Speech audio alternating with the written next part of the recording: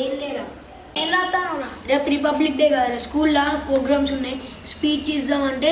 ఏం గుర్తుకొస్తలేవు రాద్దామంటే స్పీచ్ నీకేమైనా తెలుసా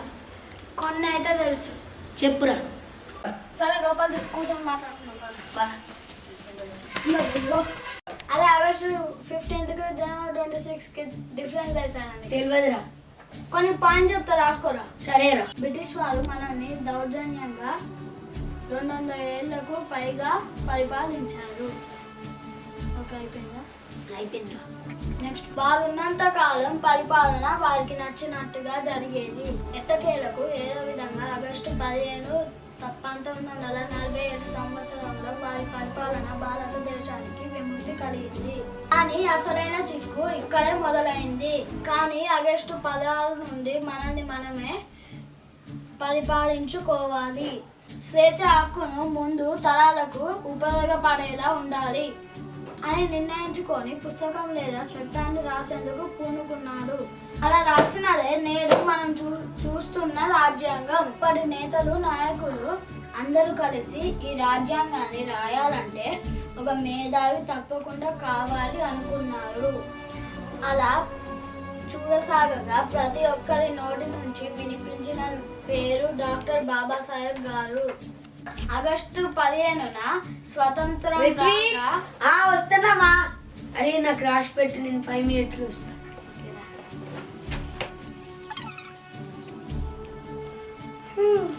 మొత్తానికి ఫినిష్ అయింది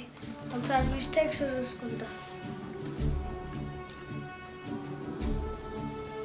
ఆగస్టు 29 1947న నాయకులంతా కలిసి రాజ్యాంగం రచించే బాధ్యతను అంబేద్కర్ గారి చేతిలో పెట్టారు ఈ రాజ్యాంగం రచించే బాధ్యతను అంబేద్కర్ గారు సంకల్పంతో తీసుకొని నేను రాసే రాజ్యాంగం దేశానికి ప్రజలకు ప్రభుత్వానికి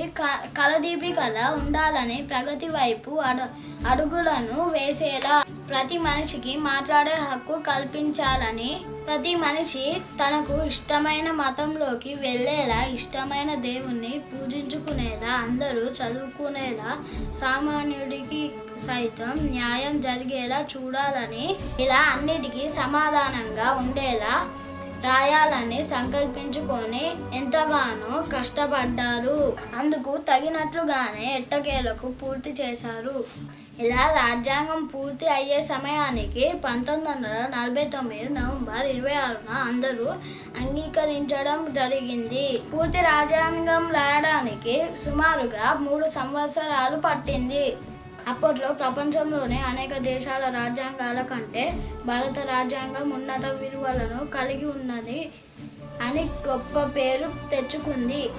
1926 జనవరి రోజే ఈ రాజ్యాంగాన్ని పాటించడానికి గల స్పెషాలిటీ ఉంది అది 1930 జనవరి 26న భారత జాతీయ కాంగ్రెస్ అనేది పూర్ణ స్వరాజ్గా ఈ రోజునే ప్రకటించబడింది అందుకే సంపూర్ణ స్వరాజ్ అయిన రాజ్యాంగాన్ని బలమైన ఈ కారణం వల్లే జనవరి 26న గణతంత్ర దినోత్సవంగా జరుపుకుంటారు 26న కూడా ఆగస్టు 15 మాదిరిగానే రాష్ట్రంలో గవర్నర్లు ఈ జెండాను ఎగురవేస్తారు అరే కంప్లీట్ అయిందారా మొత్తం అయిందిరా అరే థ్యాంక్స్ రా రేపు నేను మంచిగా స్పీచ్ వచ్చి అన్నీ నీకు ఎట్లా తెలుసురా